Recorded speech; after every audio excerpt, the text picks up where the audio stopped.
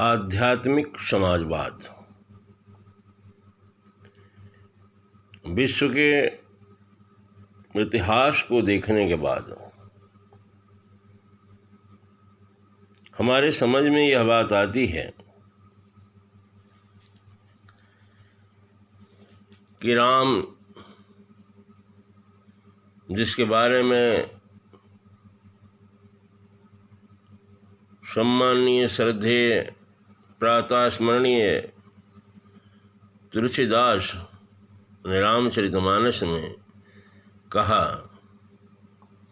कि प्रातः काल उठिकै रघुनाथा, मात पिता गुरु नाम हिमा था।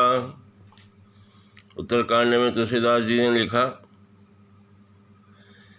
कि दैहिक दैविक भौतिक तापा, राम राज्य तीनों नहीं व्यापा। और आगे तुलसीदास जी ने लिखा कि कलि काल बिहाल किए, मनुजा नहीं मानत को अनुजा तनुजा।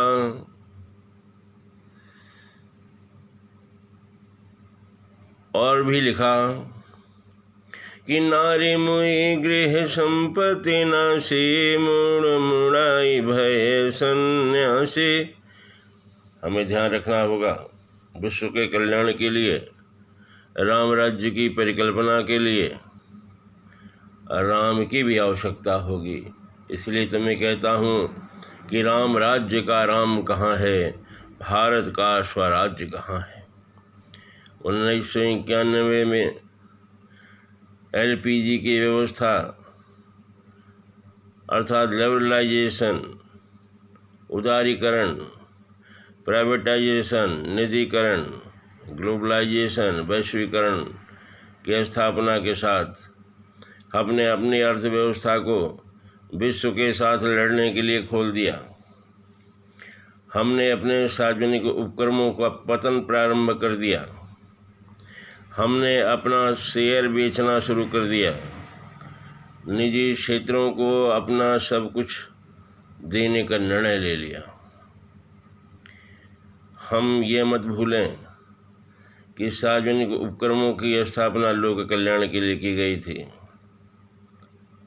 प्रतिस्पर्धा को समाप्त करके हम कह रहे हैं कि प्रतिस्पर्धा ओपन करके हम लाभ लेंगे, खुली अर्थव्यवस्था में हमें लाभ मिलेगा। परंतु अविकसित राष्ट्रों को या जिन राष्ट्रों में संवैधानिक व्यवस्था के तहत सरकारें चल रही हैं, गणतंत्र है, उन राज्यों में लोक कल्याण सर्वोपरि होता है। अतः हमें लोक कल्याण की स्थापना के लिए अल्पाधिकार और एकाधिकार की तरफ बढ़ने की आवश्यकता नहीं है।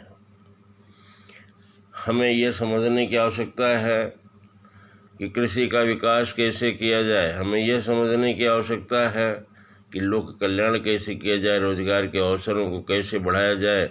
श्रम के महत्व को हमें समझना होगा, चाहे वो पशु ऊर्जा हो, चाहे वो मानवीय ऊर्जा हो, इसको समझना होगा। साथ ही हमें यह भी समझना होगा कि अंधेर नगरी चौपट राजा, टका शेर भाजी टका शेर खाजा के स्थान पर अंधेर नगरी चौपट राजा, टका शेर भाजी फोकट का खाजा की स्थिति निर्मित ना होने पाए। हमें योग्यताओं को महत्व देना होगा।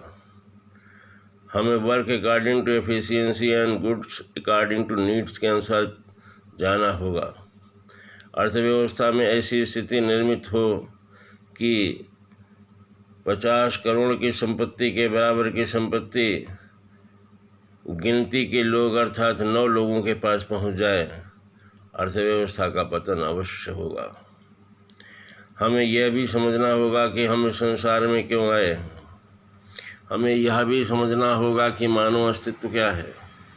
हमें यह भी समझना होगा कि संसाधन क्या है। संसाधन प्रकृति द्वारा प्रदत्त है और उस पर अधिकार संपूर्ण मानव प्रजाति का है। हम उसे कुछ लोगों को न सौंप दें। हम गणतंत्र को समझें और गण के महत्व को भी समझें। जनता ने अपना अधिकार सत्ता के रूप में हस्तांतरित करके अगर कुछ लोगों को दिया है तो उसका सदुपयोग होना चाहिए। और यह भी समझना चाहिए कि हरि अनंत हरि कथा अनंता, कहाँ सुने सब विधिया संता। बड़े भाग्य मानुष तन पावा, सुर दुर्लभ सब ग्रंथन गावा। ये बड़े भाग्य से मानव को शरीर मिला है, इसका हमें सदुपयोग करना चाहिए और एक ऐसी अर्थव्यवस्था की तरफ बढ़ना चाहिए जिसमें लोक कल्याण के साथ संपूर्ण सृष्टि का कल्याण निहित हो। पर्यावरण प्रदूषण समाप्त करने की प्रक्रियाएं प्रारंभ होना चाहिए, अन्यथा मानव अस्तित्व के साथ संपूर्ण पृथ्वी का अस्तित्व खतरे में है। हमें रोजगार मूलक शिक्षा की तरफ बढ़ना चाहिए, रोजगार मूलक व्यवस्था की तरफ बढ़ना चाहिए। और इसलिए मैंने अपने आध्यात्मिक समाजवाद नामक पुस्तक में, जिसका प्रकाशन एकेडमिक पब्लिकेशन नई दिल्ली द्वारा किया गया है, में यह बात सामने रखी है। हम आपको ये बताना चाहते हैं कि आध्यात्मिक समाजवाद का बृहद स्वरूप 2022 में पुस्तक के रूप में प्रकाशित होगा। हम ये भी बताना चाहते हैं कि किसी भी अर्थव्यवस्था में यदि हम ब्रह्मचर्य, गृहस्थ, वानप्रस्थ तथा संन्यास के द्वारा विकास करना चाहें तो निश्चित ही विकास होगा। वास्तविकता ये है कि सीधा सन्यासी बनने की परंपरा हमारे यहाँ व्यवस्था में नहीं रही है। हमारी व्यवस्था में ब्रह्मर्षि और राजर्षि अपने पत्नियों के साथ समाज कल्याण की व्यवस्था में धर्म, अर्थ, काम, मोक्ष के भाव के साथ आगे बढ़ते रहे हैं। त्याग, तपस्या और तपोवन का भारत का या सनातन धर्म का इतिहास रहा है। सत्य सनातन धर्म की स्थापना विभिन्न संप्रदायों से बहुत ऊपर है। हमें इस तथ्य को समझना होगा। हमें यह भी जानना होगा कि हमारी शिल्पकला की व्यवस्थाओं को हमने समाप्त किया है। भारत के इतिहास और दुनिया के इतिहास को देखने पर यह मालूम होगा कि चंद्रगुप्त के शासन में हमारी जीडीपी 30 से 35% थी। उसके पहले बृहस्पति और शुक्राचार्य के समय में भी हमारी जीडीपी 30% से ऊपर थी। 17वीं शताब्दी तक हमारी जीडीपी दुनिया में 25% के आसपास रही। दुनिया में एक अच्छा वातावरण रहा है, कृषि का महत्व रहा है और कृषि के में पशुओं को हमने अपना बनाया कि पशुओं के साथ रहने से हमें फ़ायदा ये हुआ कि प्रकृति का विनाश नहीं हुआ। ब्रह्मचर्य और संन्यास के समय में हम प्रकृति के साथ जुड़े रहे। परिणाम ये रहा कि वनाच्छादित प्रदेश विश्व में व्याप्त रहे। परिणाम ऑक्सीजन हमें पर्याप्त मात्रा में मिलती रही, प्रदूषण नहीं बढ़ा। गृहस्थ जीवन में केवल 25% लोगों को रोजगार की आवश्यकता थी। 75% लोग या तो ब्रह्मचर्य में रहते थे या वानप्रस्थ में रहते थे या संन्यास में रहते थे, जो केवल अल्प उपभोग पर आधारित थे। गृहस्थ सबका पालन पोषण करता रहा। विभिन्न जातियां शोषण का माध्यम नहीं थीं, बल्कि शिल्पकला का माध्यम थीं। हम प्रथम श्रेणी, द्वितीय श्रेणी, तृतीय श्रेणी और चतुर्थ श्रेणी अधिकारी तो पसंद करते हैं, परंतु विभिन्न प्रजातियों द्वारा शिल्पकला के विकास के महत्व को हमने परित्याग कर दिया है। हमें योग्यता को भी समझना होगा। किसी पद पर नियुक्ति मात्र से वेतन की व्यवस्था कर देना, इससे राष्ट्र का विकास नहीं होगा। हमें सामान्य, अच्छा, बहुत अच्छा तथा उत्कृष्ट कार्यों की व्याख्या करते हुए लोगों की वेतन व्यवस्था करनी होगी। एक बैंक प्रणाली को लाना होगा। हमें विभिन्न वस्तुओं का कोड निर्धारित करके शासकीय उपक्रमों के द्वारा संसाधनों का उपयोग करना होगा। वितरण प्रक्रिया पर शासकीय नियंत्रण करके कर विहीन अर्थव्यवस्था लागू करके यदि संपूर्ण समाज के लोगों को रोजगार देकर और उससे लाभ जो तथाकथित व्यापारियों तक जा रहा है सरकारी खजाने में जमा किया जा सकेगा तो राष्ट्र का विकास अवश्य संभव होगा, विश्व का कल्याण भी होगा। आवश्यकता यह भी है कि हम आपस में आत्मा की आवाज़ की तरफ आगे बढ़ें। मन की आवाज़ से विश्व का कल्याण संभव नहीं होगा। हमें मन बड़ा हमारा चंचल है। भगवान ने आत्मा के साथ कुबुद्धि भी दी है, अहंकार भी दिया है, मन के अंदर चंचलता भी दी है। हमें आत्मा से शरीर को नियंत्रण करते हुए आध्यात्मिक समाजवाद की दिशा की तरफ बढ़ना होगा। हमें एक ऐसी अर्थव्यवस्था, एक ऐसी शिक्षा प्रणाली की तरफ बढ़ना होगा जिसमें निश्चित समय पर सबको रोजगार मिले, विवाह पद्धतियाँ सुव्यवस्थित हो पाएँ और समाज में लोक कल्याण की दिशा को आगे बढ़ाया जा सके। इसके लिए आध्यात्मिक समाजवाद की आवश्यकता है, जिसे कि हमने अपने पुस्तक में व्याख्या किया है। हम आप सभी से निवेदन करना चाहते हैं कि हमें धर्म संसद और कर्म संसद का निर्माण करना होगा।